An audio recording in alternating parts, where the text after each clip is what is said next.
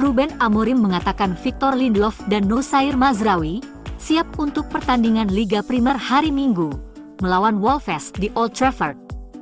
Lindelof, yang tampaknya akan masuk pada babak pertama melawan Lyon, melakukan pemanasan yang paripurna. Tetapi di jeda babak pertama, ia bersama dengan Nosair Mazraoui meninggalkan stadion karena masalah pribadi. Amorim menegaskan semuanya baik-baik saja sekarang, dengan ada hal-hal yang lebih penting daripada sepak bola. Amorim yakin mereka akan siap untuk menghadapi pertandingan berikutnya. Ketika ditanya apakah Chido Obi akan mendapatkan lebih banyak menit bermain, Amorim setuju dengan menjawab dengan yakin.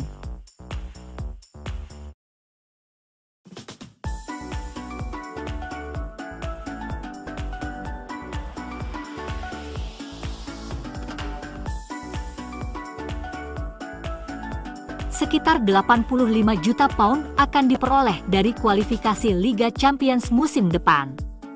Itu adalah bayaran yang dapat mengubah segalanya, kata Ruben Amorim. Manchester United tidak boleh melewatkannya. Malam tadi, upaya pertama MU mencapai target itu. Dalam keseluruhan hubungan Manchester United yang terkenal dengan sepak bola Eropa, Old Trafford belum pernah menyaksikan pemandangan seperti setelah gol kemenangan Harry Maguire melawan Lyon. Waktu menunjukkan 8 menit tersisa saat United bekerja keras.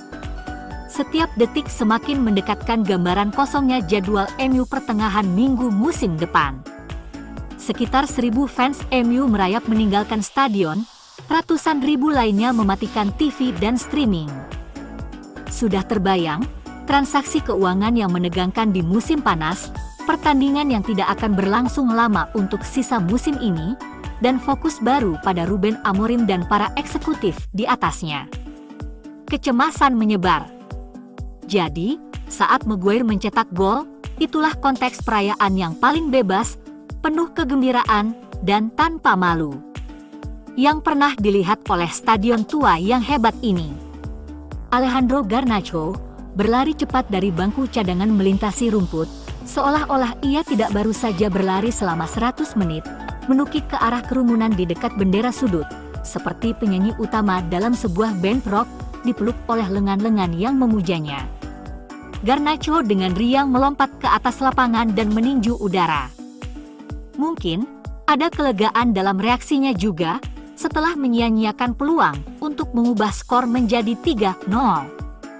Casemiro, seorang pria dengan 5 medali pemenang Liga Champions, jatuh terkapar ke lantai, wajahnya menempel di rumput, dan mengepak-ngepak seperti anjing laut.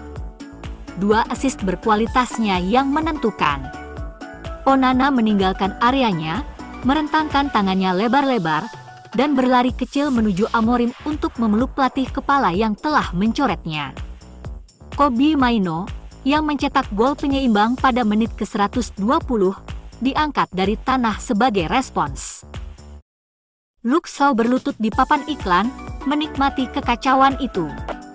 Mason Mount bergabung, begitu pula pemain akademi Harry Amas, Jayden Kamason, Godwill Kukonki, dan Jack Moorhouse.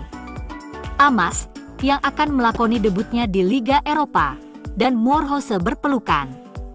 Maguire, sang bintang, menjelajahi sekeliling, sebelum akhirnya Ugarte menangkapnya dan memeluknya erat.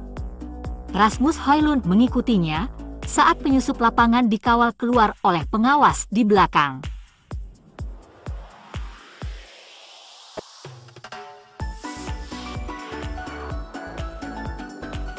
Kemenangan gila MU ternyata ditentukan dalam 10 menit terakhir laga.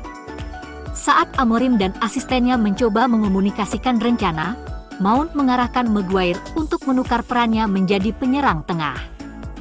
Para penggemar di sekitar kotak direksi berbalik untuk menyoraki para eksekutif Lyon yang telah merayakan kemenangan dengan liar karena unggul 3-2 dan 4-2. Pemilik Lyon, John Textor, yang juga pemegang saham utama di Crystal Palace, terjebak dalam sorakan tuan rumah. Di Stratford End, tempat 850 kursi keramah tamahan dirobek musim panas lalu, para penggemar yang bertelanjang dada berdiri di atas kursi.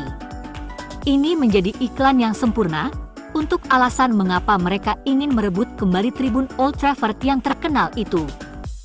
Kebisingan itu dahsyat. Dan lalu gol Maino menjadi gladi bersih, dengan Dalot menabrak dada Amorim, lalu duduk di rumput yang dibanjiri oleh para pemain pengganti muda yang tidak dimainkan. Leny Yoro berlutut sambil menunjuk ke langit malam, dengan senyum yang indah. Maguire melihat ke pinggir lapangan untuk menanyakan posisinya, dan Amorim menyuruhnya untuk tetap memasang garis pertahanan tinggi. Maguire kemudian seperti pegas melingkar di garis tengah menunggu peluit untuk kick-off, dan melesat maju saat peluit dibunyikan. Seperti yang dikatakan Amorim setelah pertandingan, jika Anda melihat gol dari Kobe dan Maguire, suara stadion adalah suara terbaik yang pernah saya dengar. Anda ingin mempertahankannya. Itu adalah suara terbaik di dunia. Kapten Bruno berjalan kembali ke area pertahanan United saat para pemain Lyon memprotes wasit Sandro Scharer atas pelanggaran Maguire terhadap Niakhaté. Christian Eriksen, yang selalu berpikir, menendang dari lapangan. Pada akhirnya, Amorim harus bermain dengan skema 4-4-2, dengan Maguire dan Maino sebagai rekan penyerang yang tidak biasa. Namun, mereka berdua mencetak gol dengan gaya yang khas. Maino melalui kontrol yang ketat dan penyelesaian yang tajam, Maguire dengan menyundul bola ke kotak penalti.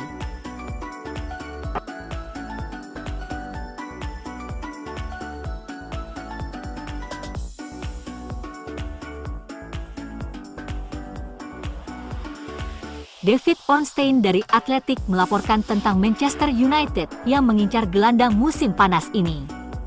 Menurutnya, MU akan menyusun daftar untuk semua posisi yang ingin mereka perkuat.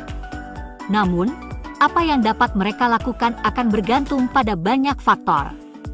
Selain keuangan, mereka tidak memiliki banyak kejelasan saat ini. Jadi, pasti akan ada target yang berbeda berdasarkan berbagai skenario. Ugarte berada di urutan teratas daftar mereka untuk pemain nomor 6 musim panas lalu, dan mereka mendapatkannya. Kepergian Eriksen yang akan segera terjadi membebaskan skuad dan ruang gaji, sementara United mungkin berharap hal yang sama berlaku untuk Casemiro. Itu akan memberi mereka ruang untuk bermanuver di posisi kunci seperti itu bagi Ruben Amorim. Akan menarik juga untuk melihat apa yang terjadi dengan Kobbie Mainoo. Ornstein setuju bahwa Manchester United termasuk di antara klub yang mengincar Ryan Cherki. Ada kesepakatan lisan mengenai klausul pelepasan sebesar 25 juta pound untuk meninggalkan Lyon musim panas ini. Cherki mencetak 2 gol ke gawang MU dalam 2 leg perempat final. Ia juga menjadi pencipta peluang terbanyak bagi Lyon. Pertemuan Manchester United dengan Wolverhampton Wanderers di Premier League hari Minggu ini akan syarat gengsi, rekor, dan sejarah. Di tengah tekanan pada performa kedua tim, Amorim menyoroti pentingnya menurunkan para remaja dalam duel yang akan berlangsung di Old Trafford. Manchester United hanya kalah 1 kali dari 13 pertandingan Liga Kandang terakhirnya melawan Wolves, 9 menang, 3 imbang, kalah 1-0 pada Januari 2022 di bawah asuhan Ralf Rangnick. Setelah menang 2-0 pada Boxing Day, Wolves ingin menyelesaikan kemenangan ganda pertamanya atas Manchester United sejak 1979-1980. Manchester United telah memenangkan keempat pertandingan Liga Kandang mereka yang dimainkan pada hari Minggu Paskah dengan skor agregat 9-1. Sementara itu, ini adalah pertandingan Liga pertama Wolves yang dimainkan pada hari itu. MU telah kalah dalam 14 pertandingan Premier League musim ini, menyamai total kekalahan mereka dari musim lalu. Terakhir kali kalah dalam lebih banyak pertandingan Liga adalah pada tahun 1989-1990, 16 kali. Dengan 38 poin dan dengan 6 pertandingan tersisa, mereka dipastikan memiliki total poin terendah di era Premier League, meskipun mereka mengakhiri musim dengan 6 kemenangan beruntun, dengan 58 poin pada tahun 2021-2022 merupakan poin terendah mereka saat ini. Wolves telah memenangkan 4 pertandingan liga terakhirnya, rekor kemenangan terbaik mereka di liga utama sejak Januari 1972. Terakhir kali mereka memiliki rekor kemenangan lebih panjang di divisi teratas adalah pada September-Oktober 1970, 6 kali berturut-turut.